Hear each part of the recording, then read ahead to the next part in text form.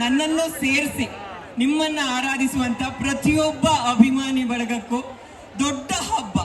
ಹಾಗಾಗಿ ಹರಿಹರಪುರದ ಶಾರದಾ ಮಠದಿಂದ ನೀವು ಆರೋಗ್ಯವಾಗಿರ್ಬೇಕು, ಚೆನ್ನಾಗಿರ್ಬೇಕು ಅಂತ ಒಂದು ಒಳ್ಳೆ ಪೂಜೆ ಮಾಡಿಸಿ ಪುರೋಹಿತರ ಬಳಗ ಬಂದಿದ್ದಾರೆ ನಿಮ್ಗೆ ಆಶೀರ್ವಾದ ಮಾಡೋದಕ್ಕೆ. ಮೊದಲಿಗೆ ಅದಾದ ನಂತರ ಕಾರ್ಯಕ್ರಮ ಶುರು ಮಾಡೋಣ.